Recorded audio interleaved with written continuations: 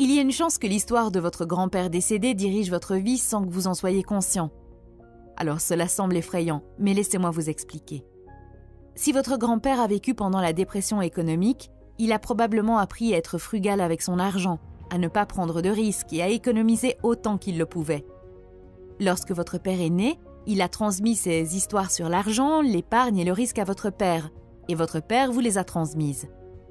Vous avez probablement certaines opinions sur la prise de risque et l'argent, et vous pensez peut-être qu'elles sont les vôtres, mais il y a de fortes chances qu'elles ne le soient pas. Vous avez peut-être vécu dans une histoire qui n'est même pas la vôtre.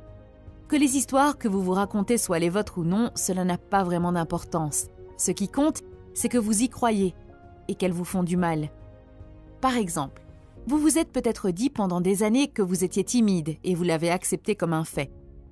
Peut-être y avait-il une fille que vous vouliez aborder, mais cette croyance a eu un impact sur votre confiance en vous et vous ne lui avez jamais parlé.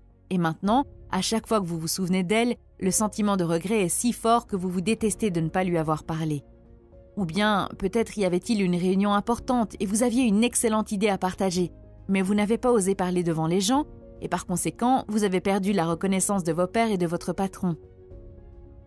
Maintenant, je veux que vous imaginiez que 5 ans ont passé et que vous n'avez changé aucune de ces histoires limitatives. Pouvez-vous voir combien cela va vous coûter ? Il est probable que le simple fait d'y penser soit douloureux. Mais ne faites rien et restez assis pendant quelques secondes avec ce sentiment de douleur. Ressentez la douleur. Si vous ressentez la douleur, vous serez peut-être prêt à agir. Voici donc une petite action pour vous. Tout d'abord, écrivez vos plus grands objectifs et demandez-vous pourquoi vous ne les avez pas encore atteints. De vos réponses émergeront vos histoires. Maintenant que vous avez identifié vos histoires, voici une astuce puissante pour les gérer. La meilleure astuce consiste à prouver que l'histoire n'est pas vraie. Pour vous débarrasser définitivement de votre vieille histoire, trouvez la preuve qu'il s'agit d'un tas d'ordures. Par exemple, vous voulez peut-être commencer quelque chose, mais vous pensez que vous n'avez pas été à l'université et que c'est pour cela que vous n'êtes pas qualifié pour le faire. Alors demandez-vous, y a-t-il quelqu'un qui n'a pas de diplôme et qui a déjà réalisé ce que je veux réaliser ? Vous trouverez probablement de nombreuses personnes.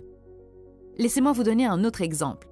Il y a une belle histoire dans l'un des livres de Brian Tracy qui, je pense, illustre bien ce conseil. Brian raconte qu'un jour, il parlait sur scène de la possibilité de doubler ses revenus et du fait que c'était à vous de le faire. Après le discours, un homme du public l'a approché et lui a dit qu'il disait de belles choses, mais que dans son entreprise, il n'y avait aucun moyen de doubler ses revenus. L'homme a expliqué que chaque fois qu'il demande une augmentation